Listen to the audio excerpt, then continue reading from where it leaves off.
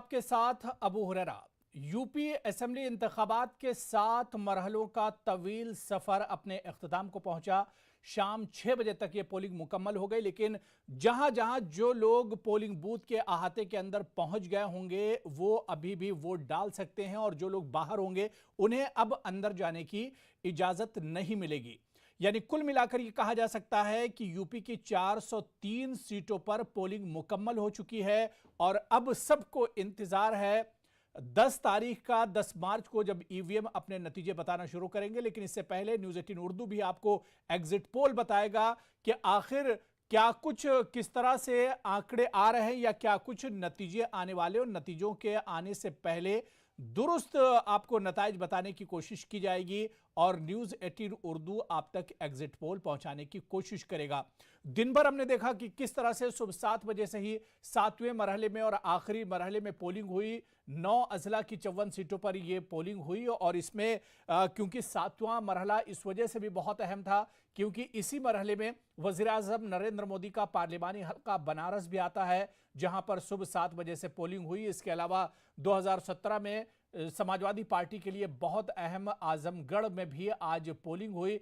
तो कुल मिलाकर पोलिंग बहुत शानदार रही। अब से 1 घंटे पहले तक, यानी आखिरी 5 बजे तक जो पोलिंग फीसद आया था वो भी बहुत शानदार है, और वो पोलिंग फीसद इशारा कर रहा है कि जब शाम 6 बजे तक और आखिरी जो पोलिंग फीसद आएंगे वो तमाम रिकॉर्ड्स तोड़ सकते हैं, क्योंकि बड़ी तादाद में लंबी लंबी कतारों में लोग अपने वोट देने का इंतजार करते नजर आए। और इसके अलावा अगर हम बात करें तो इससे पहले के जो 6 मरहले थे उनमें भी पोलिंग फीसद तकरीबन कुल मिलाकर 60% से ज्यादा ही हर जगह पर देखने को मिला, और उसी तरह से अब आखिरी मरहले में भी पोलिंग फीसद 60% के ऊपर होने की कयास आ रही है। और जिस तरह से लोगों की लंबी लंबी कतारें थीं, वोटर्स की लंबी कतारें थीं, ऐसे में उम्मीद की जा रही है कि 7वें मरहले में भी वोटिंग फीसद शानदार रहेगा। लेकिन अब 7 मरहले मुकम्मल होने के बाद सबकी नज़र जो है वो इस बात पर टिकी हुई है, एक लोगों में तजस्सुस बना हुआ है कि आखिर नतीजे किसके हक में आ रहे हैं, किस तरह के नतीजे होंगे। समाजवादी पार्टी क्या इक़्तिदार में वापस आ रही है, या बीजेपी दोबारा से इक़्तिदार में आएगी, या अखिलेश यादव और जयंत चौधरी की जो जोड़ी है वो एक तरह से रोक पाएगी बीजेपी के इस कमल को खिलने से। और इसके अलावा कांग्रेस, बीएसपी, जो दूसरी और इलाकाई जो छोटी पार्टियां हैं, उनके लिए नतीजे क्या कुछ होंगे।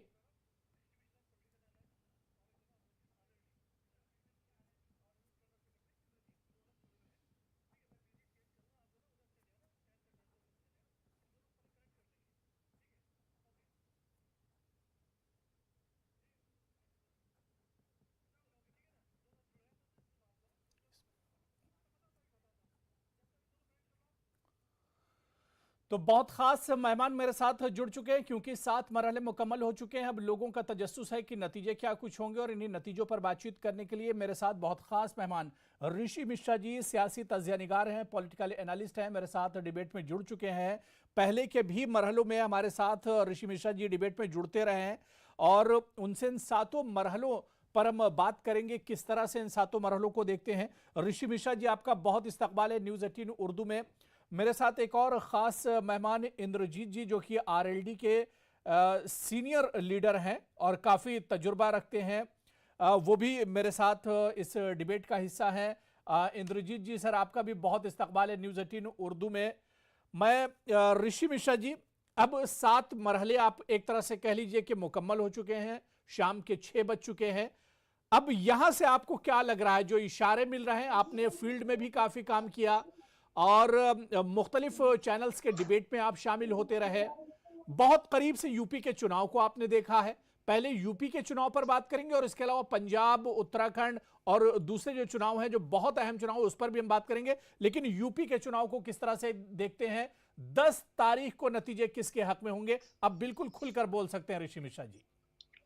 अबू भाई, मेरा व्यक्तिगत रूप से मानना है कि उत्तर प्रदेश की यदि बात करें तो दो गठबंधन के बीच नेट टू नेट फाइट है, और दोनों गठबंधन में से कोई भी गठबंधन जो है सत्ता में आ सकती है। लेकिन यदि मेरा राय पूछेंगे तो समाजवादी पार्टी गठबंधन को थोड़ा स्लाइटली एज है। और जहां तक आज जहां वोटिंग हुई है उसकी बात यदि करूं तो देखिए, यदि 2017 के नतीजों को देखेंगे तो सबसे अच्छा परफॉर्मेंस यदि समाजवादी पार्टी के पॉइंट ऑफ व्यू से देखें तो 11 सीटें इस फेज में जीत के आई थी। नो डाउट प्रधानमंत्री की संसदीय एरिया है, जिस लास्ट 53 सीटों पर चुनाव हो रही है उसमें बनारस भी है, लेकिन 2014, 2017, 2019 के वोटिंग ट्रेंड को देखेंगे, नया नतीजों के ट्रेंड को देखेंगे तो कहीं ना कहीं इस सेक्शन में कहीं ना कहीं बीजेपी की धीरे धीरे ग्राफ घटी है। हालांकि मेरा ये मानना है कि प्रधानमंत्री सबसे लोकप्रिय चेहरा है हिंदुस्तान के। और प्रधानमंत्री ने जिस प्रकार से बनारस में एक तरह से डेरा डाला था, तो आसपास के क्षेत्रों में जो डैमेज कंट्रोल पहले हुआ है उसको कहीं ना कहीं सुधारने का काम प्रधानमंत्री ने किया है। और जो शहरी एरिया है जिसमें एक बनारस साउथ की सीट थी, थोड़ा उसमें मुझे लग रहा था कि बीजेपी कमजोर है, लेकिन शहरी एरिया में मोदी जी के प्रेजेंस के कारण मुझे लगता है बीजेपी आसानी से निकाल लेगी। और बाकी जो जितने क्षेत्र हैं, ग्रामीण क्षेत्र हैं, उसमें कांटे की टक्कर है। सातवें फेज की बात करें अबू भाई तो 2-3 लोगों पे नजर है हमें, ओम प्रकाश राजभर, अनुप्रिया पटेल और क्या कहते हैं एक संजय चौहान है जो नोनिया चौहान समाज से आते हैं। ये अपने समाज के लोगों का वोट अपने अपने गठबंधन को दिला पाते हैं, नहीं दिला पाते हैं। देखिए, ये जो चुनाव है यदि ओवरऑल अबू भाई मुझसे एक पत्रकार के हैसियत से पूछेंगे तो सोशल इंजीनियरिंग कहीं ना कहीं जो है कमंडलवादी राजनीति पे हावी रहा है। मुझे लग रहा था कि कमंडलवादी राजनीति जो है कहीं ना कहीं चुनाव में मोमेंटम बनाएगी और बीजेपी ने प्रयास भी किया, लेकिन जो सोशल इंजीनियरिंग है, सामाजिक न्याय की लड़ाई लड़ने वाली जो समाज है, वो कहीं ना कहीं मुझे हावी होती हुई दिख रही है। सवाल उठता है कि इस सोशल इंजीनियरिंग में कौन सा गठबंधन एज लिया है या कौन सा गठबंधन ने जातीय समीकरण को ताल में बैठाने में सबसे सफल रहा है, ये 10 तारीख को पता चलेगा। लेकिन यदि मेरा व्यक्तिगत पूछेंगे तो समाजवादी पार्टी गठबंधन को थोड़ा सा स्लाइटली एज है। बिल्कुल इंद्रजीत जी, मैं आपके पास आना चाहूंगा। समाजवादी पार्टी को थोड़ा सा फायदा होता दिख रहा है, इस खबर से तो एक अंदर से खुशी महसूस हो रही होगी। नहीं अबू भाई, हम बिल्कुल खुश हैं और बहुत आशावादी हैं। और क्योंकि जो तुलना पिछले दो चुनाव से 14 करी जा रही है, 2014, 2017, फिर 2019 को भी बीच में चर्चा आ जाती है, लेकिन हम अब देख रहे हैं कि हमें हर क्षेत्र में फर्स्ट फेज से लेकर और आज के फेज तक हर जगह जनता ने गठबंधन को हाथों हाथ लिया है। गठबंधन की बातों पर तवज्जो दी है जनता ने, मुद्दों पे वोट करा है, किसी भावुकता में बहकर और किसी के कोरे में आकर जनता ने वोट नहीं करा है। वो जनता ने आपके वोट जो करा वो मुद्दों पे करा है, महंगाई को लेकर करा है, बेरोजगारी को लेकर करा है, किसान के जो दुख थे, किसान जो 11 महीने दुख झेला उसको लेकर करा है, और बेरोजगारी और महंगाई के हालात को देखते हुए 1000 रुपए का सिलेंडर को देखते हुए वोट करा है। अब के मुद्दों पे बात हुई है, हवा में या किसी की भावुकता में या हिंदू मुस्लिम में जो मुझे लग रहा है जो सत्ताधारी पार्टी कोशिश करती है, शायद वोटर उनके बहकावे में अब के नहीं आया है। और हम आशा रखते हैं कि परसों जो रिजल्ट आएंगे 10 तारीख में, गठबंधन को बहुत खुशी मिलने जा रही है, ऐसा मुझे अनुभव हो रहा है। बिल्कुल। कांग्रेस का क्या कुछ कहना है? कांग्रेस लीडर भी हमारे साथ डिबेट में जुड़े हुए हैं। अब 7 मरहले मुकम्मल हो चुके हैं। प्रियंका गांधी ने जमीनी सतह पर बहुत मेहनत की है। पहली बार लगा कि कांग्रेस वाकई में चुनाव लड़ रही है प्रियंका गांधी के आने के बाद। क्या लग रहा है? 2017 बहुत मायूस भरा रहा था कांग्रेस के लिए, लेकिन इस बार क्या कोई उम्मीद है कांग्रेस को? हमारी नेता प्रियंका गांधी जी, प्रदेश अध्यक्ष श्री अजय कुमार जी लल्लू जी, हम आशान्वित और विश्वसनीयता के साथ हमें महसूस कर रहे हैं कि ये चुनाव सरकार के खिलाफ गुस्से का चुनाव था। ये चुनाव जो सरकार ने वादा किया था उत्तर प्रदेश की आवाम से और वो उन बातों से पीछे हटी। नौजवानों ने भी इस बात को महसूस किया, उनके हाथ से रोजगार छीना गया, उनके रोजगार के नाम पर जो ठगी हुई, जब किसानों के साथ धोखा हुआ, उनकी खाद की बोरी से खाद चोरी हो गई, आय दुगनी करने की बात कही गई थी, आय दुगनी करने की बात छोड़ दीजिए, आपके खर्च आपने दुगने कर दिए। महिला सशक्तिकरण पर बात हो रही थी। आप पूरी की पूरी सरकार कुलदीप सेंगर को बचाती नजर आती है, हाथरस के आरोपियों के साथ नजर आती है, और यहाँ तक कि टेनी महाराज के गुंडे लड़के के साथ नजर आती है। ये सारे मुद्दे निश्चित तौर पर कहीं न कहीं उत्तर प्रदेश की आवाम में एक गुस्सा था, और उत्तर प्रदेश के नौजवानों ने, किसानों ने, महिलाओं ने ये तय किया कि भारतीय जनता पार्टी की सरकार को उखाड़ फेंकना है।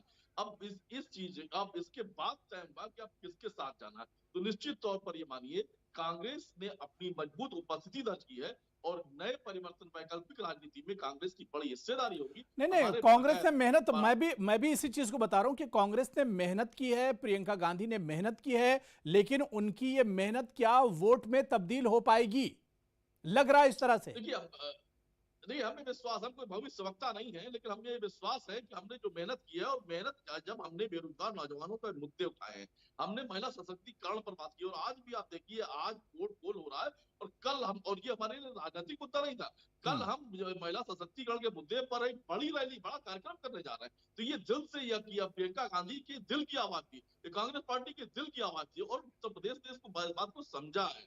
और आप देखिएगा महत्वपूर्ण बात क्या है, महत्वपूर्ण बात यह है कि उत्तर प्रदेश की जो सरकार रन कर रही थी, उसने उत्तर प्रदेश की आवाम के साथ धोखा किया, और उसके खिलाफ जो गुस्सा है वो एक तरफ सेंट्रलाइज हुआ है, और निश्चित तौर पर ये मान लीजिए कि उसमें हमारी एक मजबूत हिस्सेदारी होगी, और हमारी उपलब्धि होगी। हमारा विश्वास है कि उत्तर प्रदेश की आवाम ने हमें भरपूर प्यार दिया, हमें भरपूर समर्थन दिया।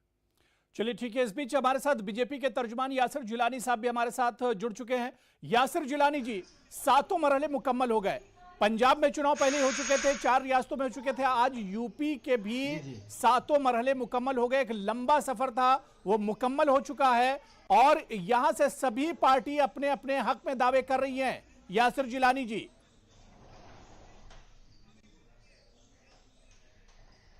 देखिए, मुझे लगता है कि इस 7वें मरहले में जो सुबह से जिस तरीके से बम्पर वोटिंग बीजेपी के पक्ष में पड़ रही है, ये आंधी है पिछली बार की तरह, और पिछली बार जो नंबर आया था उस नंबर के आसपास या उससे भी हम आगे बढ़ रहे हैं। ये मैं इसलिए कह रहा हूं कि मैं आपको पहले मरहले से, फर्स्ट फेज से मैं कह रहा था कि उत्तर प्रदेश में कहीं दूर दूर तक कोई विपक्ष के मुद्दे लोगों को नहीं लुभा पाए। लोगों ने बहुत देखा, बहुत बड़ी बड़ी बातें इन लोगों ने करी, इन्होंने तरह तरह के बयान दिए, मैं उस मुद्दों पे आना नहीं चाहता हूं, लेकिन जो ग्राउंड रियलिटी थी, जो जमीन पे काम कर रहे थे, और हम लोग फर्स्ट फेज से पश्चिमी उत्तर प्रदेश से जब शुरुआत हुई थी और आपके साथ लगातार बैठ रहे हैं, उस वक्त से लोगों के संपर्क में थे, और आज जब लास्ट चरण का चुनाव चल रहा है उसमें भी लोगों से अब तक जो बात हुई है और उनकी बातों से जो पता चल रहा है कि एक आंधी है भारतीय जनता पार्टी को लेके, एक प्यार जो वहां के मुख्यमंत्री योगी आदित्यनाथ के लिए है जनमानस का उत्तर प्रदेश में, वो आपको 10 तारीख को दिखेगा, और एग्जिट पोल भी धीरे धीरे लोगों का आएगा। मैं उस पर किसी तरह की कोई टिप्पणी नहीं करूंगा। चलिए, नहीं, ठीक है, न्यूज़ 18 उर्दू का भी एग्जिट पोल आएगा, और सबसे पहले एग्जिट पोल में हम आपको दुरुस्त नतीजे, मतलब 10 तारीख को जो नतीजे आने वाले हैं वो एग्जिट पोल में हम बताने की कोशिश करेंगे। लेकिन 2017 में क्या कुछ नतीजे पंजाब के रहे थे वो टीवी स्क्रीन पर है। हम आपको बता दें कि 2017 में शिरोमणि अकाली दल और बीजेपी का इत्तेहाद था, और उन्होंने 18 सीटें जीती थी। टीवी स्क्रीन पर आप देख सकते हैं, शिरोमणि अकाली दल और उसकी इत्तेहादी जो जमातें हैं उन्होंने 18 सीटें जीती थी। कांग्रेस ने 2017 में पंजाब में क्लीन स्वीप किया था, 27 सीटें कांग्रेस के खाते में गई थी, और आम आदमी पार्टी जो पहली बार किस्मत आजमा रही थी 2017 में, उसके खाते में 22 सीटें गई थी। यानी कुल मिलाकर 2017 में कांग्रेस ने पंजाब पर फतेह का परचम लहराया था। इस बार क्या ये जो नतीजे होंगे 2017 के 2022 से कुछ मुख्तलिफ होंगे, यह देखना भी बहुत अहम होगा। शिरोमणि अकाली दल अपने दम पर यहां पर चुनाव लड़ रही है, कांग्रेस भी काफी टूट चुकी है, और आम आदमी पार्टी, और इसी तरह से 2017 में यूपी के क्या कुछ नतीजे रहे थे वो आपके सामने हैं। बीजेपी 282 सीटें जीत कर आई थी, समाजवादी पार्टी और उसकी इत्तेहादी पार्टियां जो हैं वो 77 सीटें जीत कर आई थी, बीएसपी 35 सीट जीत कर आई थी, और अदर्स के खाते में 9 सीटें गई थी। क्या 2017 के जो नतीजे उत्तर प्रदेश के थे वो 2022 में बदलने जा रहे हैं? इन आदादो शुमार में, इन आंकड़ों में कितना बड़ा बदलाव होगा यह देखना भी बहुत अहम होगा। और सबसे पहले न्यूज 18 उर्दू अपने नाजरीन तक एग्जिट पोल पहुंचाएगा, ऐसे एग्जिट पोल जो 10 तारीख को नतीजे आने वाले हैं उसके करीब करीब एग्जिट पोल पहुंचाने की हम कोशिश करेंगे।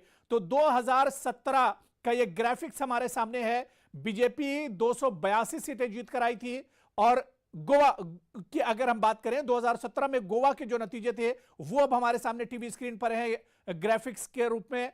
कांग्रेस 16 सीटें जीत कर आई थी, बीजेपी 12 सीटें जीत कर आई थी और